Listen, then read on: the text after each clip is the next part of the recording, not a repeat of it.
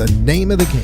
AmpSquare.tv understands how important advertisement is and is proud to express that it's truly the only plugged-in internet television production company on the market. Amp2.tv live streams all their shows across all the major selling markets in the U.S. and abroad. Call them at 866-224-5422. The AmpSquare.tv library allows productions to be seen over and over again, making commercial platforms more usable. Call 866-224-5422. Toll free 866-224-5422. Amp2.tv, the first and only internet television network that's truly plugged in. 866-224-5422. That's AMP2.TV.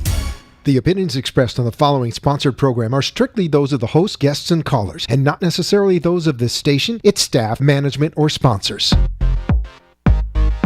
It's Monday night at 9. Time for Sex Talk with Dr. Richard Siegel, a certified sex therapist and sexuality educator.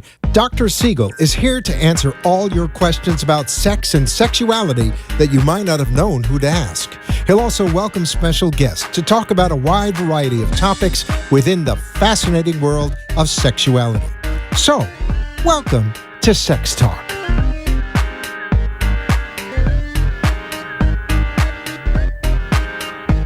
Good evening. Thank you for joining us. It's Monday night, so it's time for Sex Talk again. We rolling? Good. Welcome to the show. I want to begin this evening with a special dedication. The field lost a great man this week. Very sad, and I wrote a picture. Oh. I want to recognize the brilliant Robert Dunlop. Robert was not just a sexologist, a filmmaker, an actor, a documentarian, wonderful, joyful man. And as heartbreaking as it is to lose Robert this week, through an amazing series of small world coincidences and this incredible extended family of sexologists and sexuality professionals, I came to find out, it connected me with my guest this evening. And it's my pleasure to introduce Dr. Stacy Friedman. Thank you. Stacy actually studied with Robert and his wife, Patty Britton, at Sex Coach U. And it's funny, we'd been trying to track each other down and text and hook up. Quite a few months, but we did it. Sharing offices and chasing office space. Anyway, I'm glad that we finally get a chance to meet. We know so many wonderful people in common. Me too. And I'm sorry for your loss. I know it must have been especially painful. I understand you just recently finished studying with Patty and Robert. About 2 years ago, I finished the coaching program, and then I did my doctorate at the Institute of Advanced Study for Human Sexuality, which Dr. Robert helped me get involved in and was my mentor through that time. So he was an important part of where I am today. Yeah. So I'm glad that our circles finally connected and that we met and can share all these great stories. But I was really excited to bring it in tonight because this is, just the question of what exactly a sex coach is. For all the years I've been working in this field as a sex therapist, I'm sure I don't need to tell you, it's been one of those sometimes contentious issues and other times still kind of mysterious, that even a lot of folks in the field sometimes wonder, what's a sex coach? So that's what I want to start you with. Well, that was a little tricky at the beginning because I didn't know myself. And the way that I learned it and the way that I see now that I'm out of the programs is that therapy is more about mental health and the coaching is more about figuring out what problems are having. It's more goal-oriented than going back and figuring out what happened in your past, going through trauma, any type of mental anguish, trying to process through those emotions to figure out how you got to where you are today. So coaching is more of taking healthier individuals that don't necessarily have concerns with the mental health and taking, whether it's male or female dysfunction or problems with libido or just questions or education about their bodies, where we take that. This great made-up word, I don't know who made it up, but this wonderful word, psychoeducation, right? This kind of education that's supposed to elicit some behavior change. But what I hear is really, ideally, a pleasure focus, which a lot of medical and mental health fields tend to avoid. Right. It's like all of our depathologizes sex concerns. Yeah. You know, not saying that if you have this issue or concern, there's something wrong with you. We don't diagnose. So that's one of the reasons why we don't take insurance, is because we don't have a diagnosis. We're not there to set you up with a concern, a problem that needs to be diagnosed. It's just, like you said, more pleasure, goal-oriented, and an moving education. forward. Yeah. But of course, there's the obvious criticism. I'm sure that there's a kind of defensiveness that you have to explain yourself sometimes. All the And I'm time. sure there's a lot of therapists that kind of feel like it's kind of a dodge, like you're going around the system or finding a way of being a therapist without having a license or... Right. Well, we do have certification, and we went through the program with Dr. Patty and Dr. Robert, and one of the things that they teach you is when to know the time is right to refer out. Right. So they have the implicit model where we're able to give permission for people to enjoy themselves, because a lot of people, once they find out, it's okay to be this way, then they all of a sudden, feel better. Right. Limited information about things that maybe they need to be educated on, their body, things that they're not sure about how it works. And then you have the specific suggestions, and that's kind of where the action plan comes, where we give them ideas on how to make the changes to move forward. And then if we see that there's not anything need developing for that properly, intensive therapy. right, then Right. that's what the T is implicit, is therapy, and that's when I refer out. I don't take people where I'm trying to work and process through any of those So emotions. we sex therapists don't need to feel threatened, No. like you're trying to... No, I will not take your clients. I will actually probably give you the clients. Yeah, you know what? I was thinking about it on the way down here tonight. It seems like a natural that oftentimes I'm trying to talk some patients out of believing that they're dysfunctional, that they have some mental illness or something's broken, Right. that they need more. Like, I find my work sometimes is like a pleasure coach. Right. Right? Well, that's what a lot of it is. I don't deal with trauma or child abuse or adult abuse or anything like that. So those are things where if someone comes in and they have sexual abuse, and I see that they haven't gone through and processed it with a therapist, and I'm talking with them and I realize, this could be why they're having all these problems, then I say, I think you need to process through this first. Let's send you to a sex therapist. Right. It's more mental health rather than the physical well-being, to be able to be your authentic self.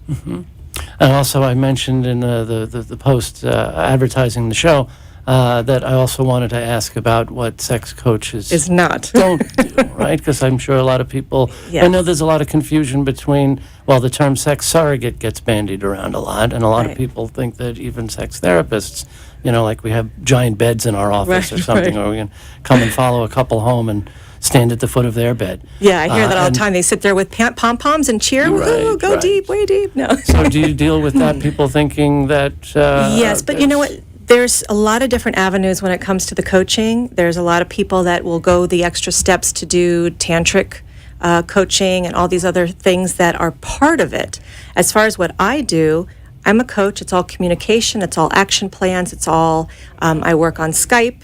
I work in office. I work on phone. It's all very, very good together. I do not watch people do things and critique them. If that's something that I do want to do in the future, that is something possible. And you have Betty Dodson that yeah. did stuff for masturbation coaching, and she helped women. I think a lot of you know. what Betty Dodson did in the 70s would probably get folks locked up today. Exactly. These Exactly. apartments in Manhattan with a circle of women sitting around, and I saw a video of Betty, running around the circle saying, no, Susan, like Right. this, pushing a woman's hand out of the way. No, do it like do this, it like I like showed you.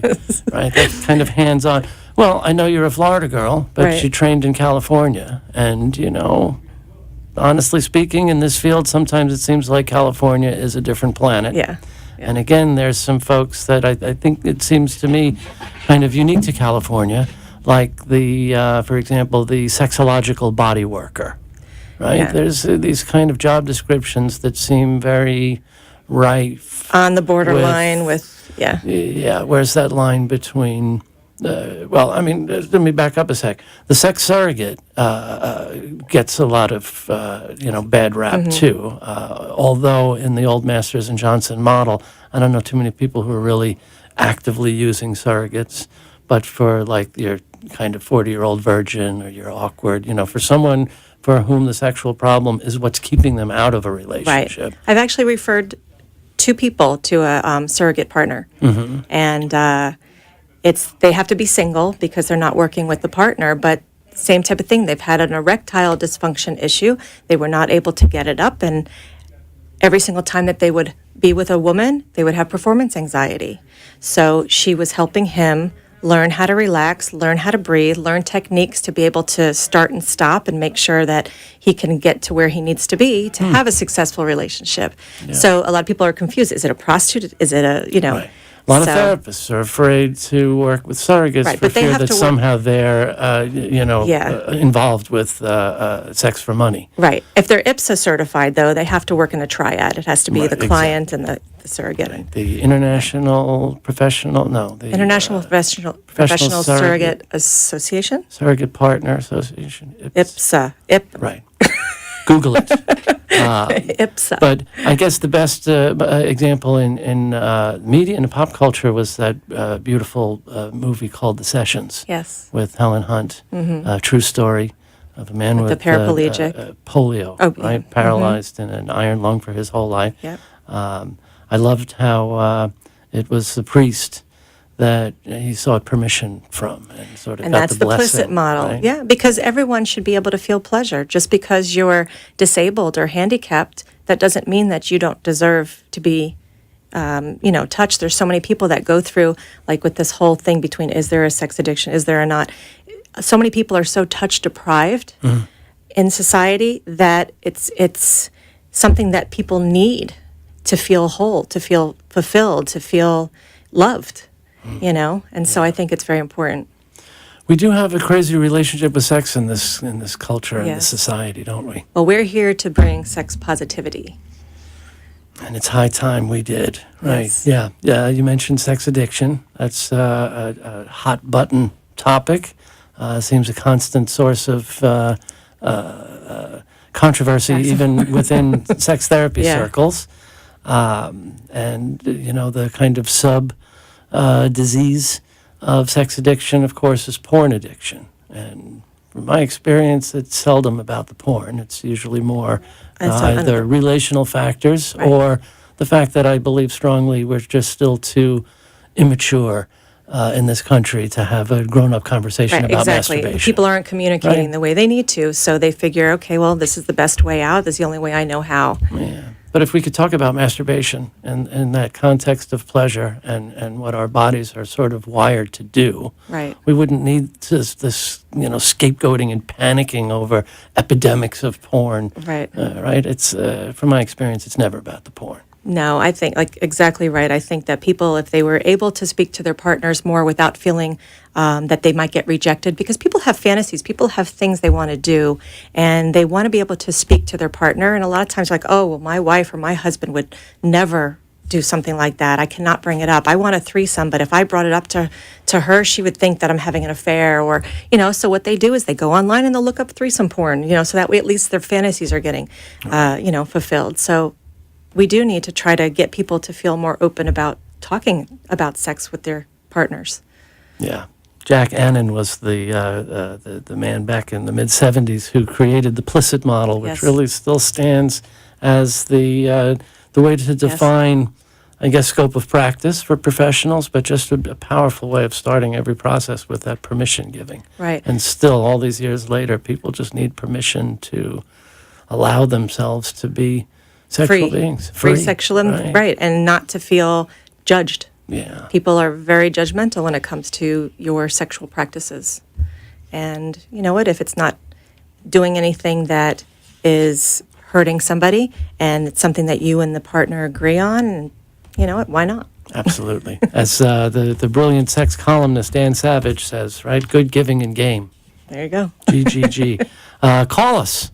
we'll take some questions or comments at 888-565-1470. It's Sex Talk, so let's talk about sex. Let's talk. You can call with questions for the sex therapist or the sex coach. I'm really glad that we're able to have this conversation because, like I said, it's been kind of a gray area for me, even working in this field. Right, and knowing Dr. Patty and Dr. Robert. Yes. I will tell you there is one thing that Dr. Patty had brought up is the MEBS model. MEBES, and that's kind of what the coaches follow by. And the M is for the mind, what you know in your mind about sex, about the negative or the positive things from childhood that you brought into the relationship or into yourself. The E is the emotion, how you feel about sex in general. And then the B is about your body, how the body functions, if you know your body, if you don't know your body.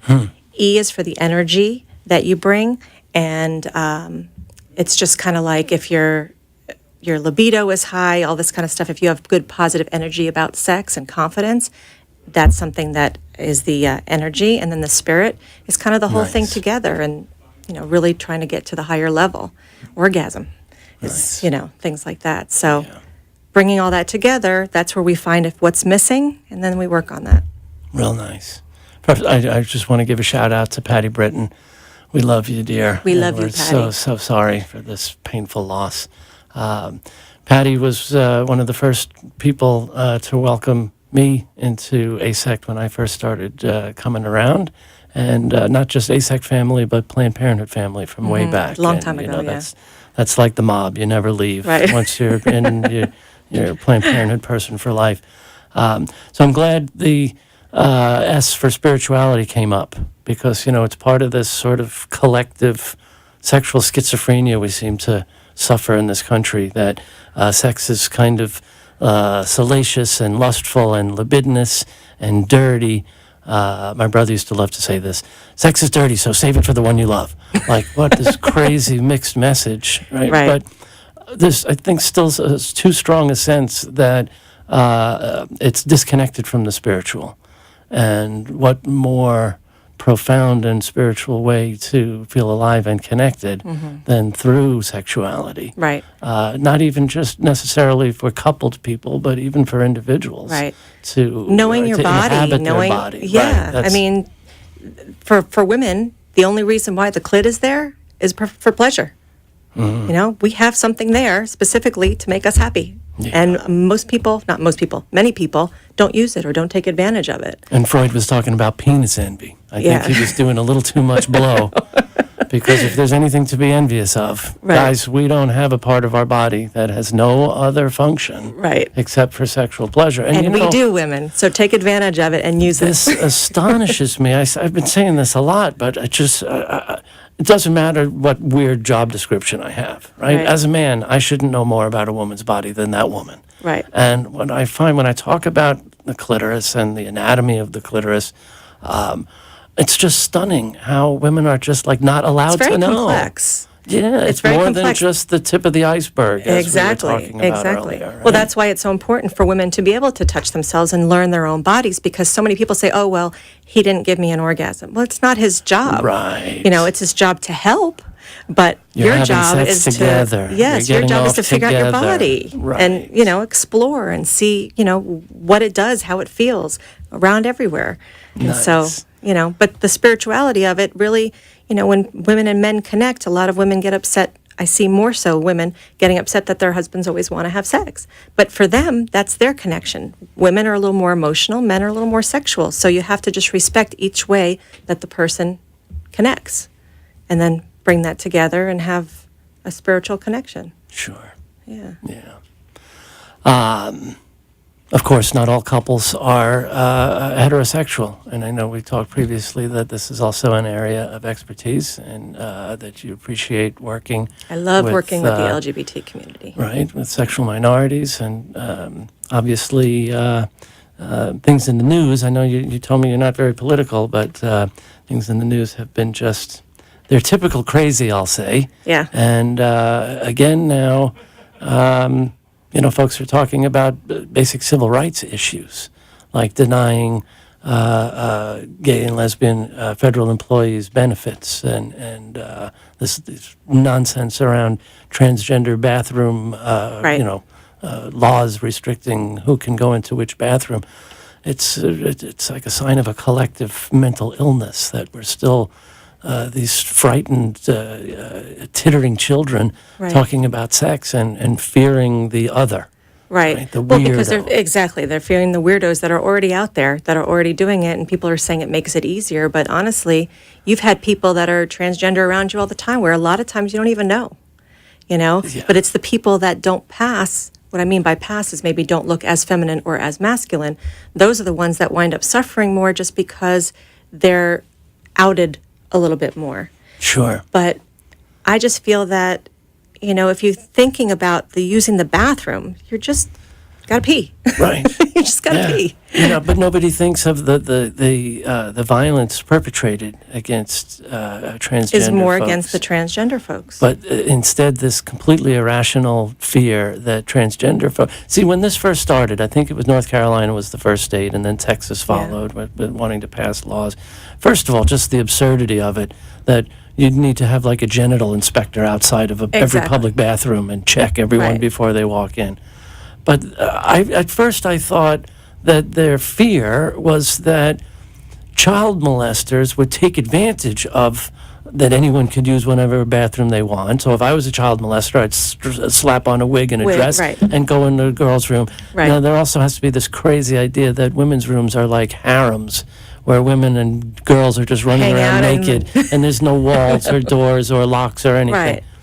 But then it dawned on me that no, they're afraid that it's the transgender people who are the child molesters because they're the weird ones. Right. They're doing these weird things for pervy reasons, right? Right. We have to take the sex out of it and understand that gender expression is as core a part of our Right. humanness. Well, people sit there and say, well, I don't agree with that lifestyle. And I, as a matter of fact, today just wrote something. I said, it is not a lifestyle.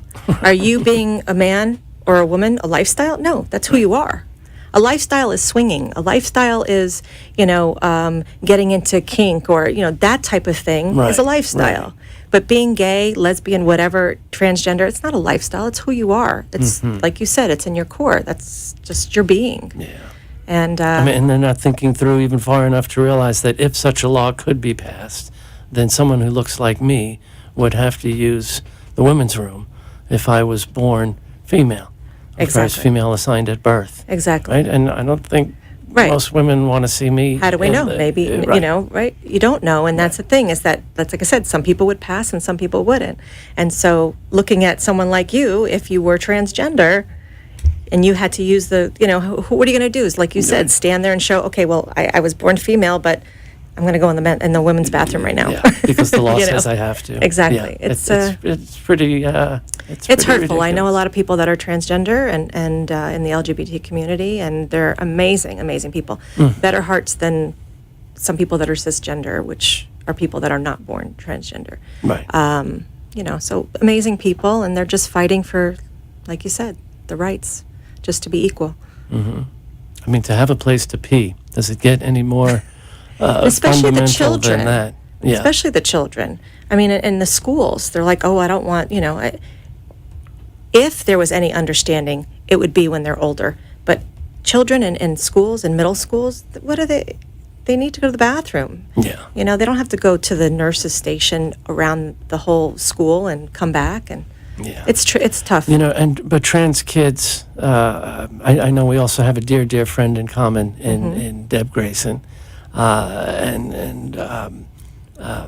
if you haven't seen the Jazz Jennings TV show, everyone needs to. It's truly incredible. Yeah, they're an amazing family. Yeah, and I think what's so profound, what's always struck me as so profound, when you see a trans kid, you can't think sex. Nobody sees a 4-year-old and thinks, oh, she's a pervert or something, Exactly. that it's some kinky thing. There's no denying Right. that gender identity is there. Well, sometimes I'll ask people, I say, well, when did you know that you were a man? How old were you? They're like, well, I don't know, I always knew. I said, exactly. Right. Can you imagine if you always knew and then you look down and all of a sudden you're like, where's my penis? That's what a transgender person feels like. They always know who they are inside. Right. So we just got to keep fighting and hopefully bring recognition and understanding and education. I seldom, as someone who's been teaching for about 25 years, college students, I seldom find opportunity to compliment millennials, but I really have to give credit where credit's due. I think this generation has been moving the needle faster and further than I'd ever would have thought even 20, 25 years ago, with marriage equality being the law of the land. And more of these acceptance. Things just becoming like, so what? Exactly. Right? What are they doing to me? Nothing. Yeah. No, Hopefully that continues. Yeah. And we do need a new sexual revolution for sex positivity. I'm ready. And healthier relationships, first with ourselves, then with each other. More understanding, more fairness, less government deciding who's fit to serve in the military or who's fit to be a parent because of who they love or how they love or whether they sit or stand to pee. And that's the thing, is that you're talking about love. You're not even talking about hate. These people love each other. Let them love each other. What does it matter to you? Yeah. They love each other. And that's what it should be about. Yeah. So, no one's called this week. I hope next week people will stop being so shy and give us a call and bring in their questions, because people like us live to teach, talk about it, and talk about sex and carry a message. So one more shot. You can write it down for next week, 888-565-1470. But before we run out of time, I want to give people a way of getting in touch with you. Dr. Stacy Friedman, Intimacy Coach, can be found on Facebook, or you can call Stacy, Dr. Stacy, at 561-899-7669. You've got 69 in your number. I know. I love it. What can I say? You can shoot me an email at ricky@modernsextherapy.com or call me at 561-809-1080. You could certainly get in touch with us through the show's Facebook page, Sex Talk with Dr. Richard Siegel. And we hope that you'll join the conversation next week and keep the conversation going at home. Talk to people. Talk about sex positivity and educate yourself. Right. Thank you. Thank you for joining us. And thank you for joining us too. Yes. Thanks everyone for watching. Hopefully we'll see you next Monday. We still got a couple of...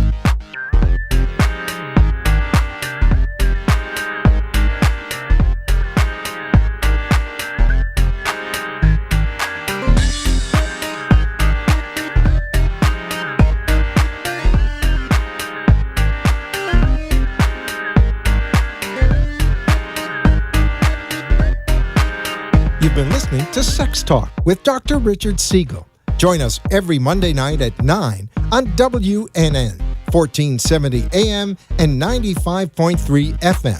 Or watch live streaming video at AMP2 TV Productions on Facebook, or look for the shows on YouTube. Thanks for tuning in, and we hope you'll join us again next week.